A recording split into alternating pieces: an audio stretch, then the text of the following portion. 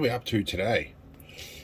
Well, I've had a new delivery, which means I'm going to expand my file server.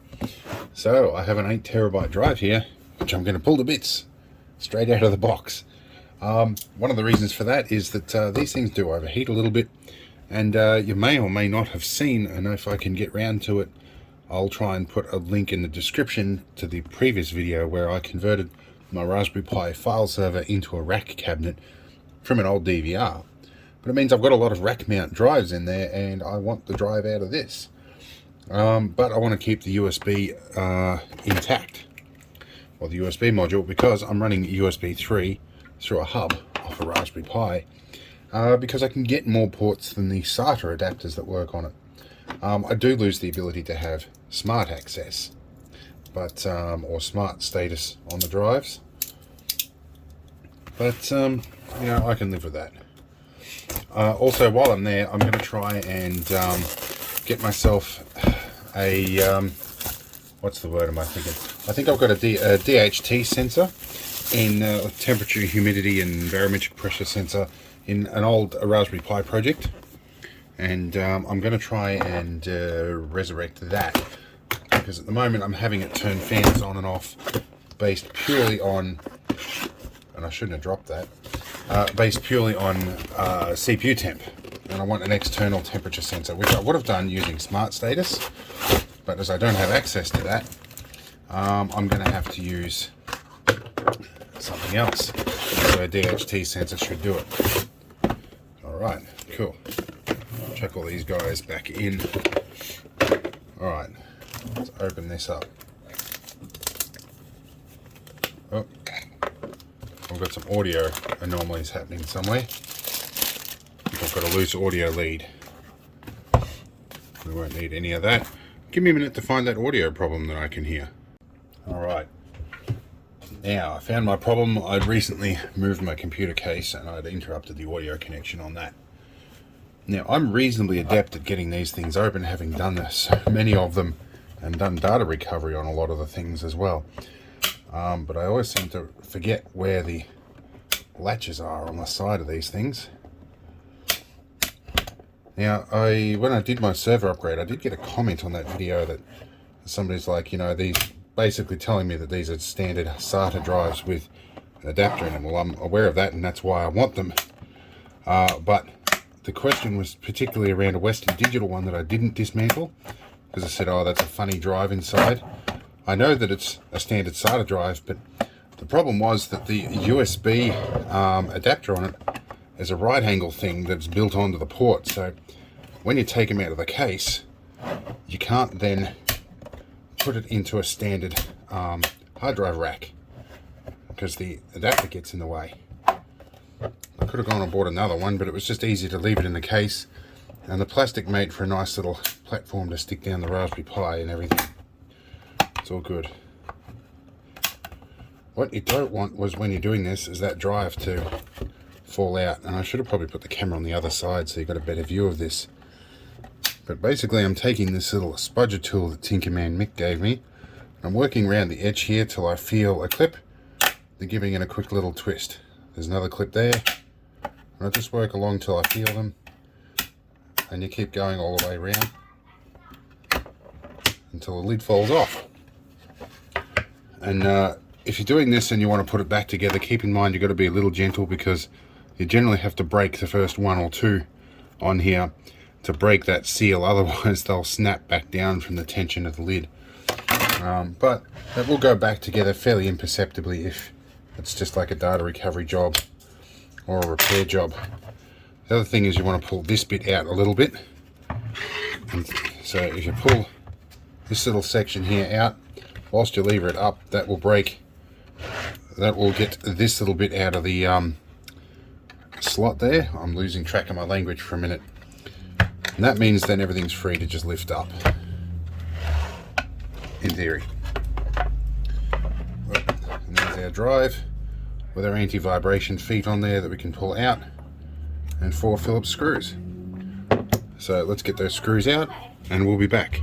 Now, the other thing you can do, if, like me, you're having problems with pranks and postal theft, you can put a house brick or something heavy back in here You can put it in the box and leave it by your mailbox and see if somebody steals it. And then when they open it, they know you're onto them. And I might even put a little mercury switch and a beeper and a red flashing light, so when they pick it up, it goes beep, beep, beep and flashes. But we'll try that for another day.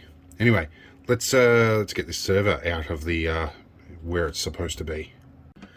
All right, so before I get the server out, I've got this project to dismantle. Now, what you're looking at is a little tiny pinhole camera, an infrared illuminator set in epoxy, and a DHT sensor under this little thing here. Now, this is all built into an ammo box with a removable lid. Now, this is an old project I put together some years ago, and it includes a big ass battery, solar regulator, charger, and a Raspberry Pi in here and everything, and a huge ribbon cable full of stuff and sensors and connectors and everything. But what we want to do is rob the DHT sensor off this thing. If I can get it off here again. I epoxied the thing on, and I made this little custom 3D printed bracket for it. So there's the DHT sensor that I want, along with the wires. Now, I'd like to remember where they're connected, but I made a custom little adapter in here for that as well, so we're just going to rip that out. That is the sensor salvaged. I'll do something else for the rest of that later. Most of the stuff that actually does come out on a board. It's fairly easy to get out and look at, but I think this was well before I started this channel that I built that. Anyway, spare parts away. Now we have temperature and humidity and everything. Whether I can make that work in Librelec is going to be another matter, and it looks like that sensor needs a bit of a cleanup, so I'll give that a cleanup and then I'll work out what pinning I need to connect it to. Alright.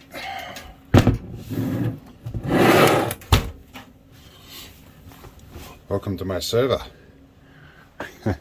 which is an old Pacom DVR rack mount unit. Alright, now to take the lid off and install another drive.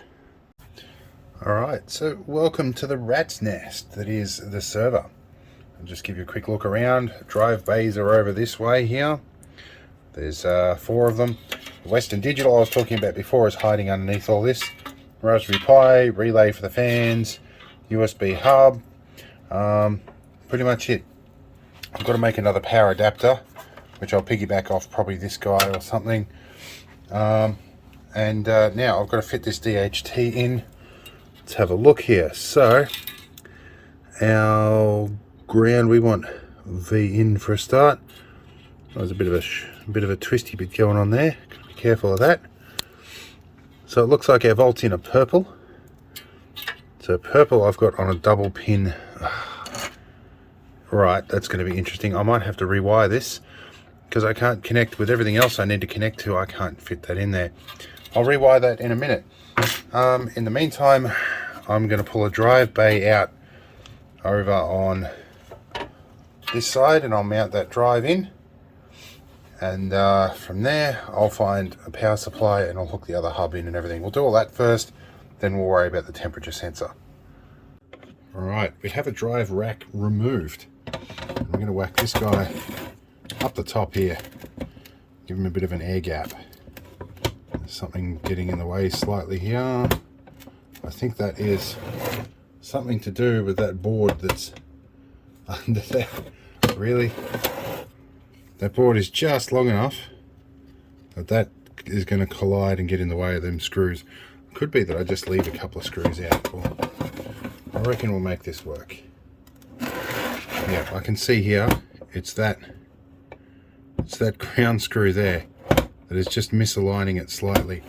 So, well, we can probably bend that or take the corner off. I think I can bend that and take the corner down just a bit. Where are we here? Where have my pliers gone? Maybe that's the pile of junk that is my desk now. Now you guys have probably got a lot of questions about why I'm doing things the way I am. It's because I can, that's why. And yes, it's not a mainstream server, and no, I could do things better, and yes, I could use SATA, and I could just buy a server rack, and yeah, I've heard it all, guys. I'm different, so shoot me. Did I bend the right one? I did bend the right one, but not enough. Alright. Probably just enough to get those screws aligned well enough that I can keep that drive secure, which is the primary objective here. So I don't want that drive kicking around too much. Now, the other reason I'm doing this way is it's actually, believe it or not, a smidgen cheaper than buying the drives outside the cases. Found on average I've been paying about 50 to 60 bucks more per drive just by having them without the plastic case. And Raspberry Pis are quite a cheap and easy way to replace your server. You can pull one board out and put another one in you know, less than a couple of minutes.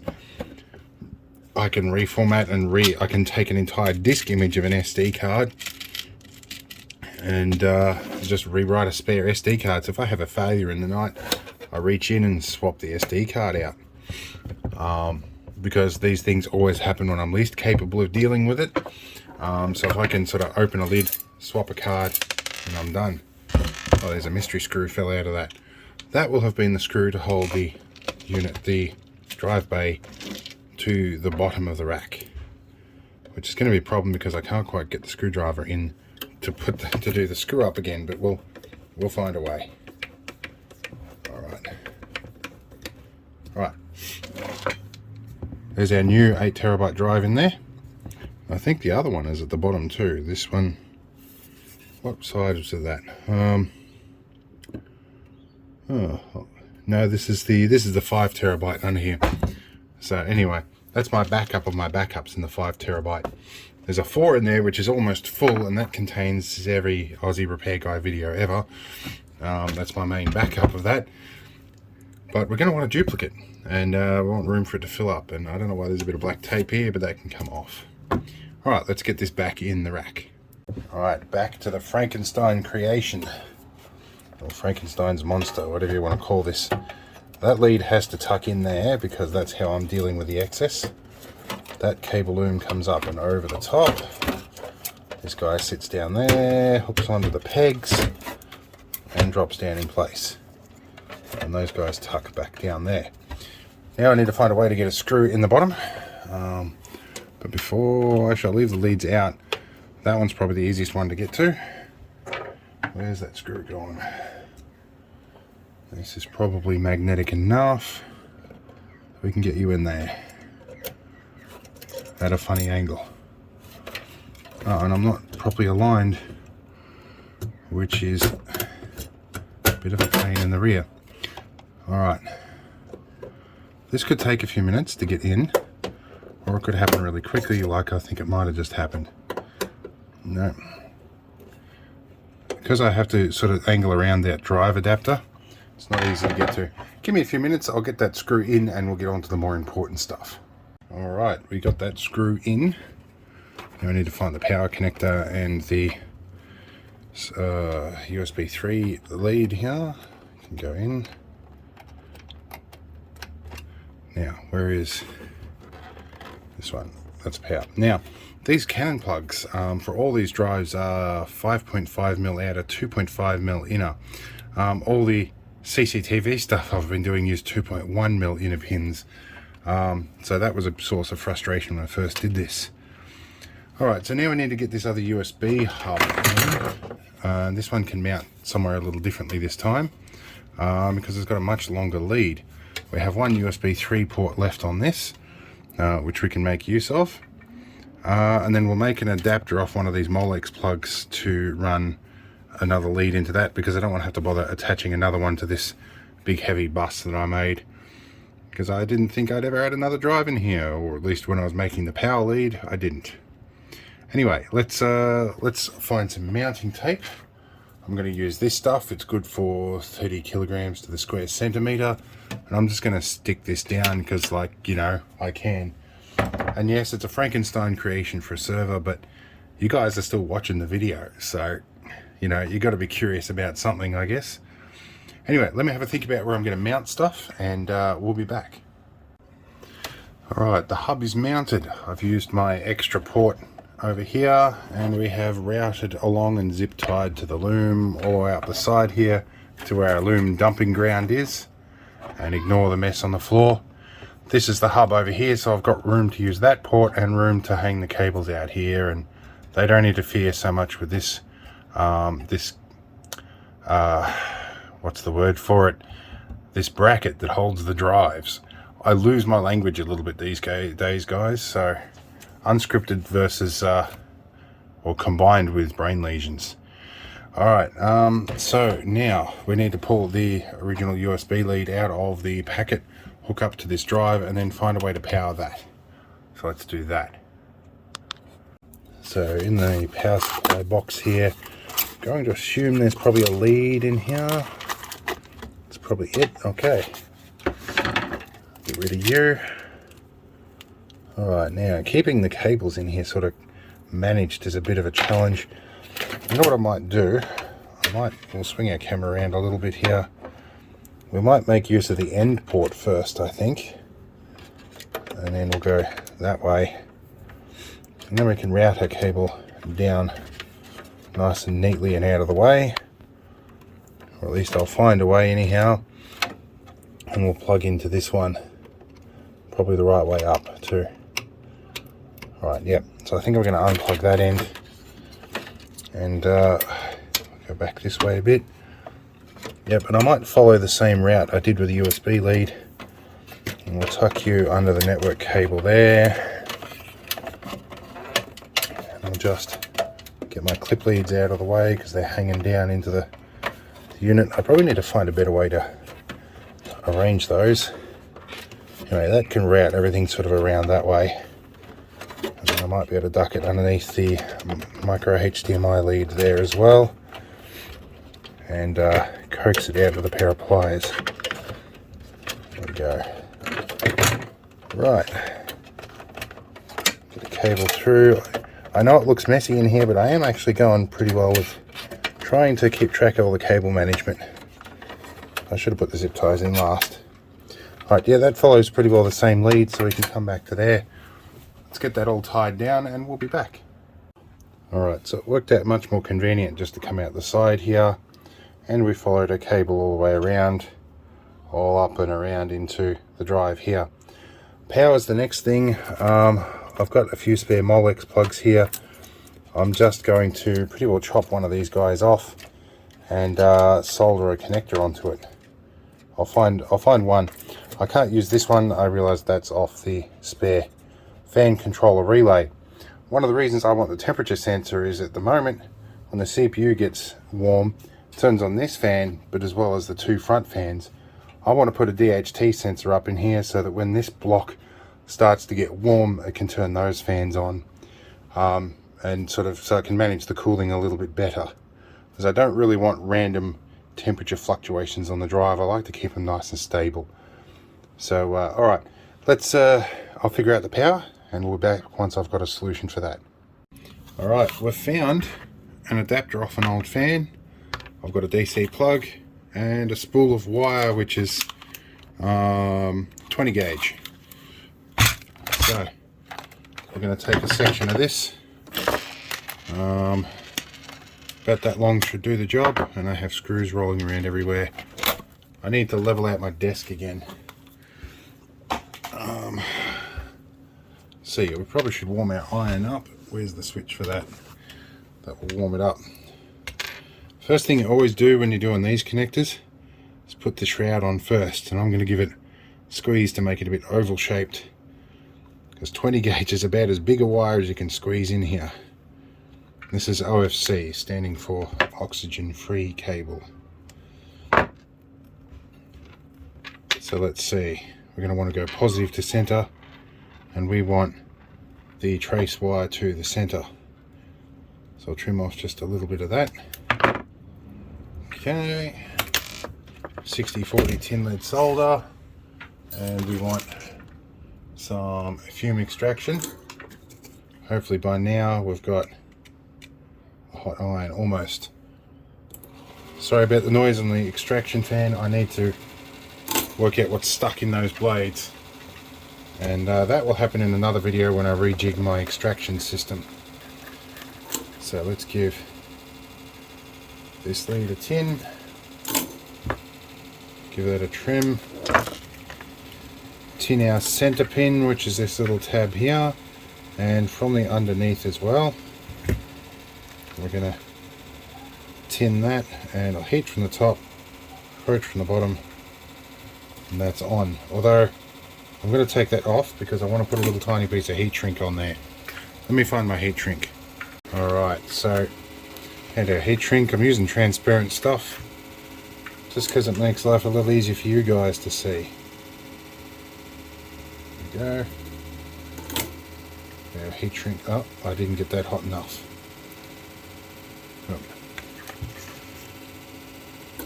A little bit of fresh stuff on the iron. Yeah. Alright, that's better. Whack our bit of heat shrink over here. And we can see clearly that it's the trace wire that I tend to use as positive. The Chinese occasionally have other ideas about that color coding system. But nonetheless, we're there. Okay.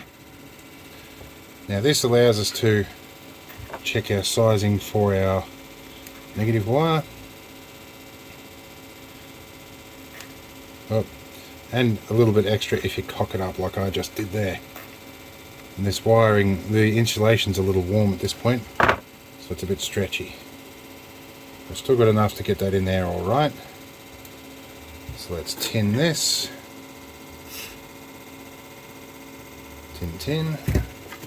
I think that's the name of a book series if I remember correctly.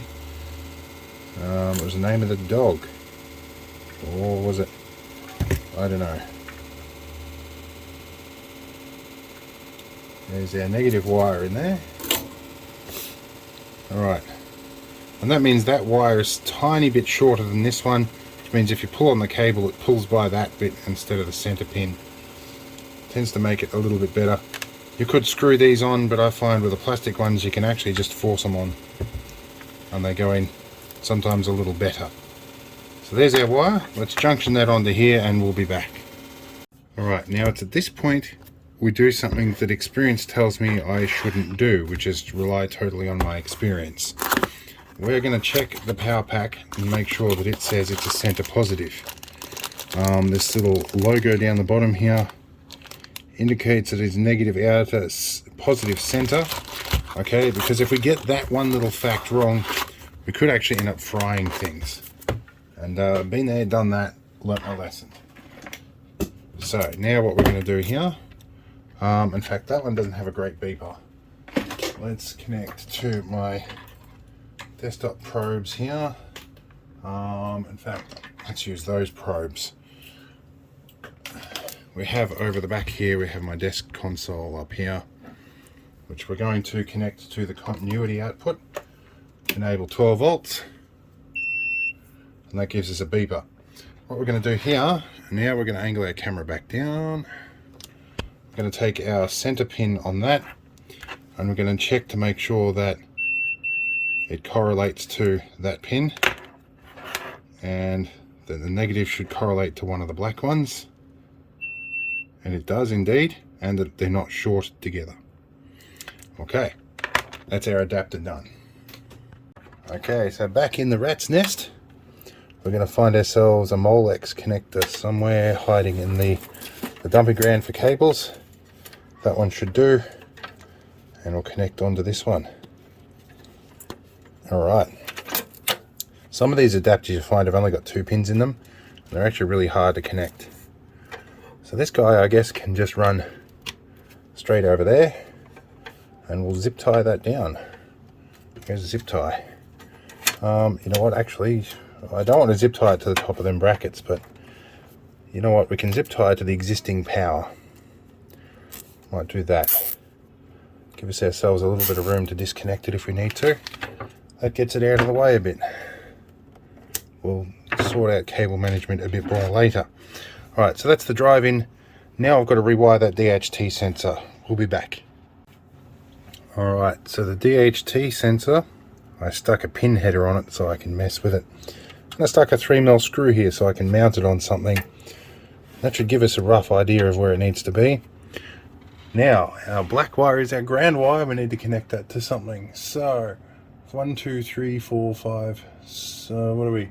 The 5th pin in from the top should be a ground pin. So, where are we? 1, 2, 3, 4, 5. That should be a ground pin right there. If we can get that on or not. Where are we? We're getting snagged on things now. These DuPont connectors are not always my favorite things. At least quality ones are good. These ones are not quality. And this one keeps coming off. Let's have a look here. There we go. It's gone on. That's better. So it's ground. Now what's the next one? We need 5 volts, I think. VN is 5 volts. So VN grey is our 5 volt. Where is an available 5 volt line? Well, there's 2 5 volt lines right at the very end. I think pin 2 is a 5 volt line. So we can go onto that one. Now, the recipe for this calls to connect it to GPIO4. And GPIO4 I don't think is an I2C port, so that's alright. So that means we can choose pretty well any GPIO because number 4 is in use. Let me have a look at which one we might use. Okay, now we might zoom in for this little bit here. Let's have a look. So, let's count out what we've got here. So, our DHT sensor, we have black as a ground.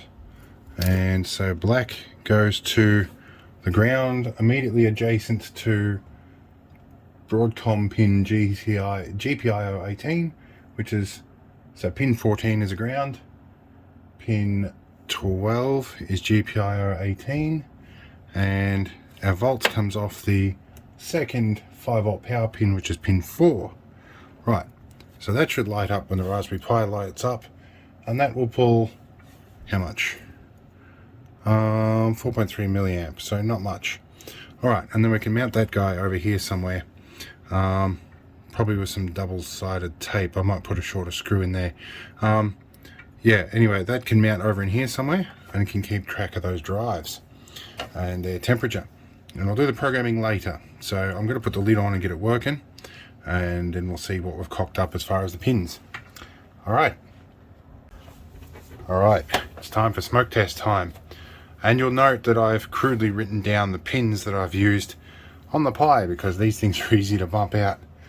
So let's plug some power into the rear and turn power on, then unlock the front panel and push the green button.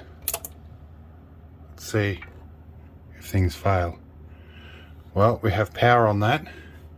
I see a blue light off the DHT sensor down there. You can probably sort of see it a little bit faintly off to one side. That means the DHT sensor is probably happening, I think, or that might be the LED off the bottom of the other thing. Oh, that's right, I disabled the DHT, the light on the DHT sensor, because I was going to say I thought it was red, not blue. This one's flashing, all the drives are spinning up. That's looking good, nothing's blown up. So we'll shut it all down now, and we'll let everything park. Then we might put the lid on. Alright, that's good news. Now, putting the lid on involves putting this little padded bracket back on, which slots into a couple of slots on the side here that are difficult to align. There we go. This one here. Alright, and then there's some little tiny flush screws need to go in. That one, there's another one over here on the magnet. Alright. Cool, let's find our lid, which is over here. Which way around our lid goes that way, I believe. Oh, that was nearly my fingers. And 2 screws to hold that on. Right, we can nearly go back into service. Now the way I've set this server up is that when it actually shares is actually the root folder that all these drives are mounted into. So simply by plugging another drive in, it should come up as available share. I won't need to change any configurations. So anyway, let's get this off the desk and go plug it back into the server bay. Alright, I've got it back in service, it's up and running, and we have terminal access to it. Let's run LS USB here and see what we have happening. So we've got one Seagate drive, we've got a Lacey, a Western Digital, a Seagate, and another Seagate down here, and our two USB 3 hubs. So it looks like we're all working. What I'm going to do is go over to the directory tree here and we'll have a look. So we've got our 4 terabyte, our 5, our first 8 terabyte, our second 8 terabyte, and the Seagate expansion drive that I haven't renamed yet. We might do that soon. I'm gonna have to rename that through this. Now I bumped my DHT sensor while I was in there and something shorted out and the cables got really hot and smoked, so I just hooked my finger around it and ripped them out. I'll work out temperature sensing later. I'm actually thinking what I'm probably going to do is make up a separate temperature sensing board with just a relay pin that trips one or maybe two relay outputs or opto couplers that just trip a couple of IO pins on the board. That might be easier than worrying about a DHT sensor, which is actually difficult to implement in LibreLec because of the read-only file system in it. So alright, all our drives are showing up. I'm going to get on to renaming that drive and we'll see how we go from there. Alright, after a lot of mucking around and plugging things in and plugging things out, I managed to work out how to relabel an NTFS drive, which is using a command called NTFS label, obviously, and you'd go /dev/ in this case it was SDE2, so solid disk E partition 2. That's what we would do. Don't need to run that. So let's have a look here at what it's picking up as the USB devices. So one Seagate drive, one Lacey drive, a Western Digital, a Seagate, and then later down here another Seagate. So we've got 5 drives. Let's have a look at our network arrangement, because you guys it doesn't really matter if you guys see my local IPs.